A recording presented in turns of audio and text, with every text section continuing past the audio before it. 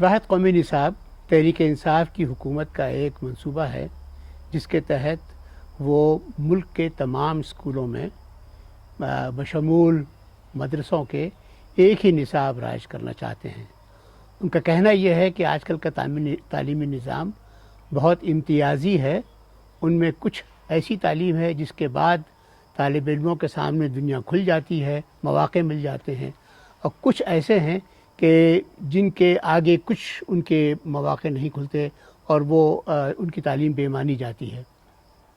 تو لہٰذا یہ بات جو ہے وہ اسی لحاظ سے کی گئی ہے کہ یہ امتیاز ختم ہو، اور امتیاز ختم ہونا اچھی بات ہے۔ ان کا کہنا یہ تھا کہ ہم ایک ایسا نظام تعلیم لائیں گے جس کے اندر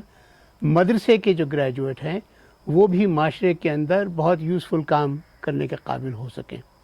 یہ بات تو اچھی ہے، اور سمجھتے یہ ہیں کہ اس سے یہ جو نابرابری ہے یہ ختم ہوگی۔ مگر جو اس میں میرے خیال میں جو ہماری جو ایکسپیکٹیشن تھی جب ہم نے یہ بات سنی تھی وہ یہ تھی کہ یہ ان تین نظاموں میں جو سب سے اچھے معیار کا نظام ہے اس کی تعلیم کو رائج کریں گے یہ، تاکہ سب کو ایک بہت اچھی تعلیم مل سکے۔ یہ نہیں ہوا، جو اس کی خرابی کی بات ہے۔ ان تین نظاموں میں مشترک کوئی چیز نہیں ہے۔ جو انہوں نے بنانے کی کوشش کی ہے وہ یہ کہ ایک درمیانہ سا رستہ نکالا ہے۔ انہوں نے جو اوسط نکالا ہے وہ اسکولوں کا نظام تعلیم ہے، اور اسکولوں کا وہ نظام تعلیم کہ جو سن 2006 سے اس پاکستان بھر میں رائج ہے، جسے نیشنل کریکولم 2006 کہتے ہیں۔ انہوں نے اسی نظام کو لے لیا، لیکن اس کو انہوں نے سوچا کہ ہم جب مدارس میں لگائیں گے تو وہاں سے پڑھ کر نکلنے والے جو طالب علم ہیں وہ اس دنیا میں کام کاج کرنے کے قابل ہو جائیں گے۔ مگر وہاں وہ غلطی کر رہے تھے۔ ان کو معلوم نہیں تھا کہ جتنے مدارس ہیں پاکستان میں، جتنے وفاق ہیں، وہ سب کے سب مدارس کے وفاق، وہ سب کے سب وہ تمام مضامین پڑھاتے ہیں جو عام اسکولوں میں پڑھائے جاتے ہیں، اور انہی کتابوں سے پڑھاتے ہیں، اسی درجے کی کتابوں سے پڑھاتے ہیں، اور ان میں انگریزی بھی ہے، اردو بھی ہے، معاشرتی علوم بھی ہے، سائنس بھی ہے، میتھمیٹکس بھی ہے۔ وہ یہ تمام چیزیں پڑھاتے ہیں۔ جو فرق ہے وہ یہ کہ ان مضامین میں وہ امتحان خود ہی لے لیا کرتے تھے، شاید ان کو اس معیار پہ نہ رکھتے ہوں جس معیار پہ سرکاری نظام چلتا تھا۔ اب جو شرط ہے اور جس کو انہوں نے تسلیم کر لیا ہے وہ یہ ہے کہ وہ اپنے گریجویٹ سے کہا کریں گے کہ بورڈ کے امتحان دے کر پاس کرو، تو بورڈ کے امتحان دیں گے تو مدارس کی ڈگری ان کو ملے گی۔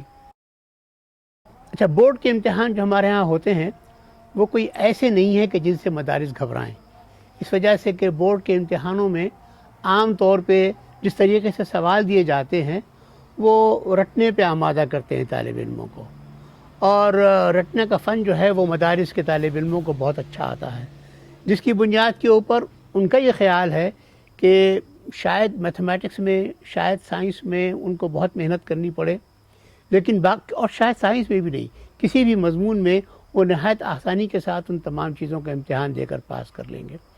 تو اس واسطے ان کو کوئی دقت نہیں ہوئی، تسلیم انہوں نے کر لیا۔ اس کے بدلے میں انہوں نے اپنی ایک شرط منوائی، اور وہ شرط یہ تھی کہ عام اسکولوں کا جو اسلامیات کا مضمون ہے وہ اس کو انہوں نے تبدیل کر دیا درس نظامی میں۔ لہٰذا اب تقریباً پورا کا پورا درس نظامی جو مدارس کا نصاب تھا وہ درس نظامی جو ہے وہ اب اسکولوں میں پڑھایا جائے گا۔ کلاس 1 سے 5، چنانچہ کلاس 1 سے 5 تک پڑھنے والے جو طلباء ہیں ان کو کچھ پارے پڑھنے پڑیں گے، ناظرہ پڑھنا پڑے گا، کچھ حفظ کرنا پڑے گا۔ ان کے لیے قاری مقرر ہوں گے جو انہیں قرأت کروائیں گے۔ ان کو کچھ احادیث عربی زبان میں یاد کرنی پڑیں گی، زبانی، ان کے ترجمے بھی یاد کرنے پڑیں گے۔ یہ تمام چیزیں ہوں گی۔ بہت سی دعائیں ہیں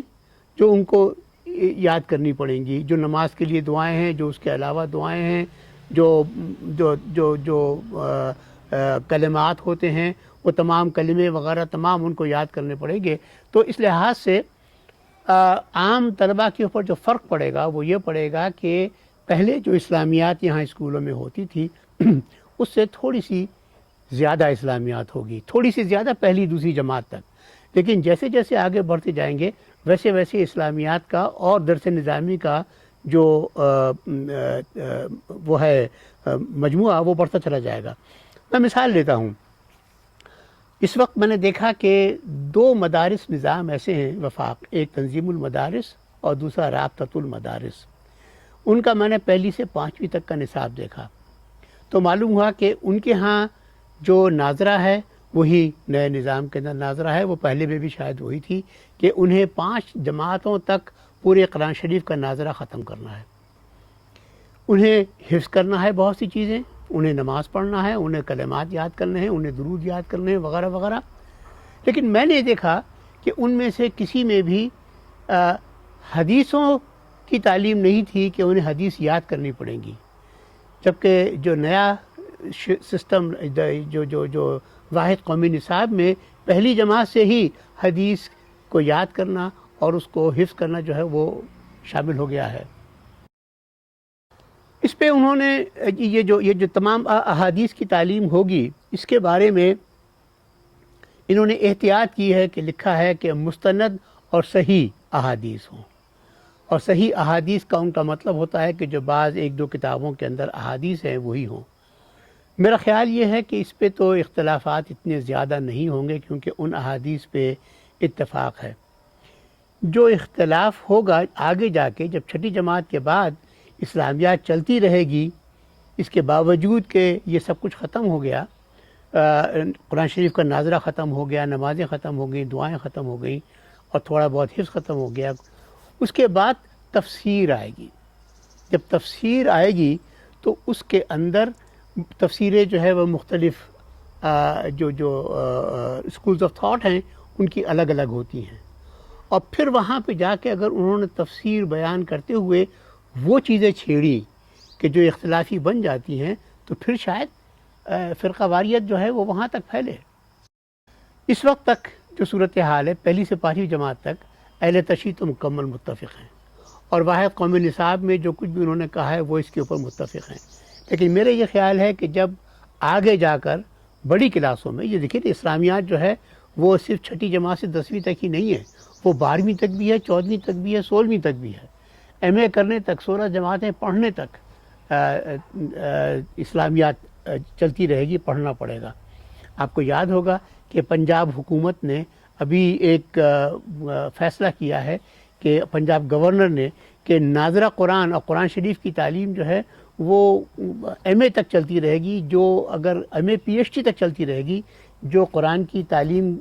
کا امتحان پاس نہیں کر سکیں گے انہیں پی ایچ ڈی تک کی ڈگری نہیں ملے گی۔ تو یہ سب چیزیں جب آگے چلیں گی تو اس کے اندر پھر وہاں پہ اختلافی مضامین آنے کا امکان بہت زیادہ ہے۔ تو پھر اس پلان میں یہ بھی لکھا ہوا ہے کہ ہر اسکول اور ہر کالج اپنے پاس ایک حافظ اور ایک قاری جو مستند ہو، سند یافتہ ہو مدارس کا، ان کو ملازم رکھے گا سرکاری خرچ کے اوپر۔ لہٰذا وہ آئیں گے تمام اسکولوں میں، اور میں بتاؤں کہ اس وقت آپ کے پاس 5 لاکھ انسٹیٹیوشن، سوری یہ تو 5 لاکھ تو استاد ہیں، 2.25 لاکھ اسکول ہیں آپ کے پاس، 2.25 لاکھ اسکول ہیں پورے ملک میں، اور 2.25 لاکھ کا مطلب ہوا کہ 4.5 لاکھ جو سند یافتہ قاری اور حافظ ہوں گے مدارس کے، ان کو اسکولوں میں ٹیچرز کی جاب ملیں گی جو وہاں ہوں گے۔ اندازہ کریں کہ اس کا کتنا اثر ہوگا اسکولوں کے اوپر۔ ان کا اثر یہ ہوگا کہ نمبر 1 وہاں پہ یہ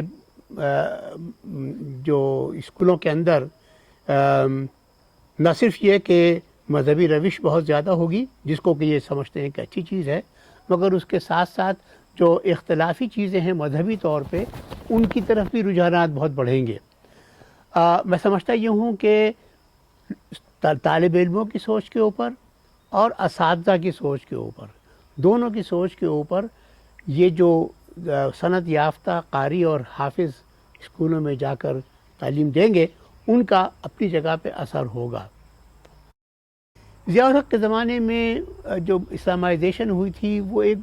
اب اس کے مقابلے میں ایک بہت ہلکی اسلامائزیشن نظر آتی ہے وہ، اور اس کے اندر سوائے اس کے کہ اسکولوں کے اندر کالجوں کے اندر نمازیں ہوں اور باجماعت نمازیں ہوں اور رمضانوں کے اندر کوئی چیز کھلی نہ ہو، کھانا پینا بند ہو وغیرہ وغیرہ، کتابوں کے اندر اسلامی تاریخ زیادہ آ گئی اور اسلامیات بڑھ گئی، لیکن بہت زیادہ نہیں بڑھی۔ یہ تمام چیزیں ہوئیں۔ اس زمانے میں نوکری کے لیے آنے والوں سے دعائے قنوت سنی جاتی تھی اور درود شروع سنے جاتے تھے وغیرہ۔ تو یہ جو اسلامائزیشن کا اثر اس زمانے کا تھا، مجھے لگتا یہ ہے کہ اس وقت جو ہوا ہے یہ اس کے مقابلے میں زیادہ مؤثر اسلامائزیشن ہے، کیونکہ یہ ایک ایسا ہے جو ایک حصہ بنے گا پورے نصاب کا۔ درس نظامی جس قسم کے طالب علم اور جس قسم کے عالم پیدا کرتا ہے مدارس کے اندر، وہ ذہن جو ہے اب ہمارے عام اسکولوں کے اندر بھی پیدا ہوں، اسی نظام کی وجہ سے پیدا ہوں گے۔ محرکات اصل میں تو یوں ہیں کہ جب یہ حکومت میں آئے تھے، تحریک انصاف کی حکومت شروع ہوئی تھی، تو انہوں نے تعلیمی ریفارمز کا ایک پروگرام انہوں نے اس کا پروگرام بنایا تھا،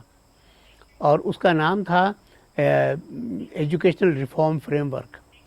اس کے تحت 2018 میں انہوں نے دیا تھا۔ انہوں نے کہا تھا کہ ہم 4 چیزوں پہ فوکس کریں گے، اور وہ 4 چیزوں میں پہلی چیز تھی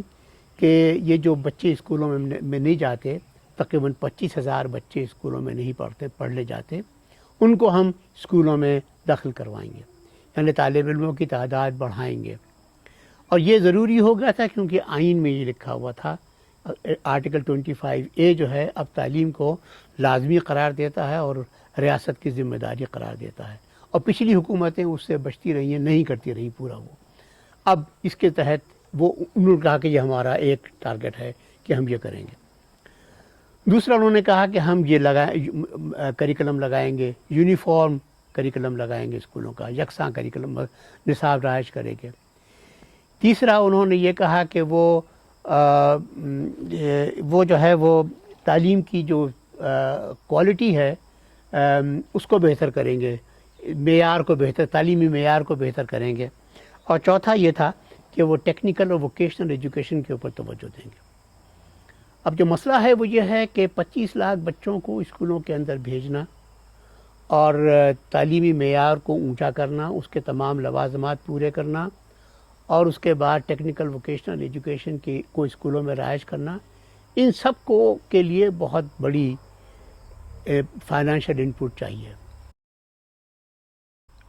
جتنے لوگ اس پلان کو سمجھتے تھے وہ اس سے بڑے پر امید تھے کہ یہ ایک بہت اچھا پلان ہے، اس کے اندر اگر تعلیمی معیار ہمارا بہتر ہو جائے، اگر 25 لاکھ طالب علم جو باہر ہیں اسکول سے وہ اسکول میں داخل ہو جائیں آئین کے تحت، اور اگر ٹیکنیکل ووکیشنل ایجوکیشن جو پہلے کافی ہوتی تھی اب کم ہے وہ ہو جائے تو بہت اچھا ہوگا۔ لیکن کسی کو یہ نہیں معلوم تھا کہ حکومت اور تمام چیزوں کو ایک طرف کر کے صرف اور صرف نصاب کے اوپر فوکس کرے گی، یہ کسی کو نہیں معلوم تھا۔ اور لگتا یہ ہے کہ یہ اس وجہ سے ہوا ہے کہ اس میں نہ ہینگ لگے نہ پھٹکڑی اور رنگ چوکھا آئے والی بات ہے، کہ کہنے کو تو بھائی انہوں نے ایک بہت بڑا انقلابی قدم کیا ہوگا، لیکن اس کے اندر حکومت کا ایک دوڑی خرچ نہیں ہوتی۔